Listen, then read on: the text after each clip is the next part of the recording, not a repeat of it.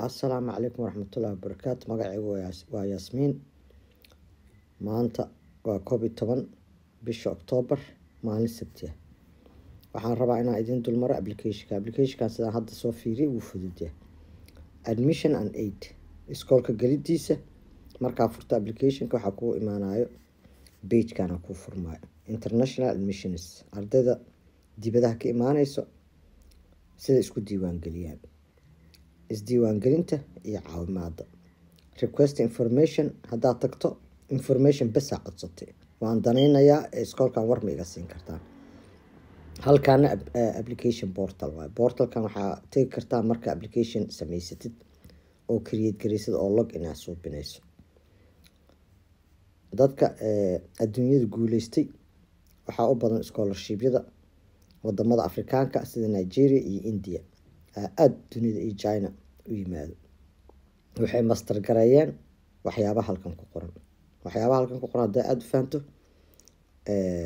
waa master gareyn kartaa waxa waaye sida preliminary application u bilaabileed open now hadda way furantahay application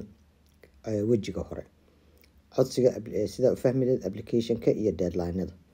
wax saas oo kala refugee displaced person stateless application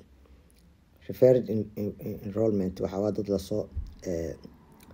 gap year applications wax saas oo kala hadda kan waxaan ku soo duubaa 3 minute marka waqti badan ima siinaa halkaan aad tagaysaa start preliminary application open now wajiga hore codsiga furan marka halkaan tagto waxaad tagaysaa I'm interested in waxaan danaynayaa inaan u codsado first year student transfer student matid school kale soo transfer garay matid email-kaaga halkaas gelinay magacaaga magaca abaha iyo magaca awowga magacee jeceshaan lagu yeer Soomaalidu waxay jecel yihiin magacooda koowaad name certificate junior ma tahay wax saas oo kala junior legal section jinsiyadaada male ama female aad dooranaysaa optional gender and identity ka jeceshaan lagu yeer jinsiyada hadaa gabarta female hadaa wiil tahay waxa leedahay male citizenship halkaas ka apply ka fiirinaysaa wadankee u dhalatay tagaysaa Soomaaliya dalbanaysaa do you want to list second country citizenship maya leedahay wadan kale oo aad dhalato second citizenship meest daytime telephone-kaaga kaas landline-ka guriga kan mobile-ka way dhalashadaada permanent address ma leedahay haa address-kaaga halkan ku soo qor country-ga Soomaaliya gelini street-ka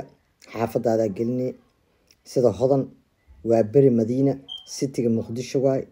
state-ka Soomaaliya way postcode Soomaaliya gelinaysaa mailing address ma leedahay home address-kaaga suggest boarding school ama address ma lihidin oo by postal kugu soo diray iskoolka ka soo baxday CEB code-kaasi waa gadaalaan kaga soo sheega iskoolka address-kiisa country-ga waa Soomaaliya city Muqdisho Garowe Gaalkacyo Hargeysa halkaas state-kan waxa gelinaysaa Soomaaliya iyo ama Puntland ama Somaliland waa yaqaaniin multiple selection samaysa academic interest maxaa danaynaysaa curriculum interest maxaa danaynaysaa inta ku taal African studies anthropology Asian language yani koorsooyinkaas ay bixin biology chemistry computer science mid ka rabtida dalbanaysaa submit halkaas taleed intaas waxa kale oo muhiim ah kuwan kale oo gadaal kaga soo raacina ina priority siisiin page-kan waxa kugu soo raaciyo waa shuruudaha laga rabo application-kaaga transcript ina ku subisid recommendation letters laga rabaa